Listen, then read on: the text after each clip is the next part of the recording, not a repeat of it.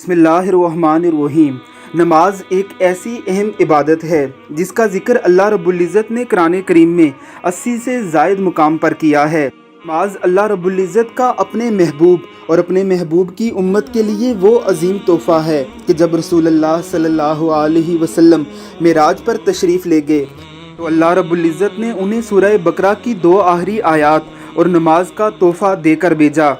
میرے محبوب، تو میری ملاقات کو آیا ہے، جا تجھے ایک ایسا تحفہ دے رہا ہوں کہ تیرے امتی دن میں 5 بار معراج کر سکیں گے۔ رسول اکرم صلی اللہ علیہ وسلم کا ارشاد گرامی ہے، ہم میں اور ان کافروں میں فرق کرنے والی چیز نماز ہی ہے، پس جس نے نماز کو ترک کیا اس نے گویا کفر کیا۔ یہی وجہ ہے کہ فقہائے کرام کے نزدیک بے نمازی کو قید کیا جائے، اگر نماز چھوڑنے سے باز نہ آئے تو اسے قتل کر دیا جائے، کیونکہ وہ ارتداد کا شکار ہو چکا ہے۔ سنیے نماز کے حوالے سے اس بیٹی کی پرفکر گفتگو۔ اللہ رب العزت ہمیں بھی اپنے بچوں کو ایسی تربیت دینے کی توفیق عطا فرمائے، آمین ثم آمین۔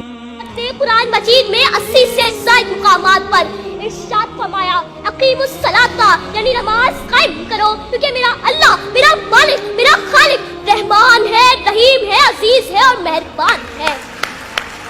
جی ہاں حاضرین محفل، اللہ تعالیٰ نے اپنے بندوں کو بار بار ایک ہی بات کہی کہ اے بندے، کہیں اس فریضے سے غافل نہ ہو جانا، کیونکہ نماز اور مسلمان لازم و مطلوب ہے۔ نماز کے بغیر نہ ہی تو ایمان کا تصور ہے اور نہ ہی اسلام کا۔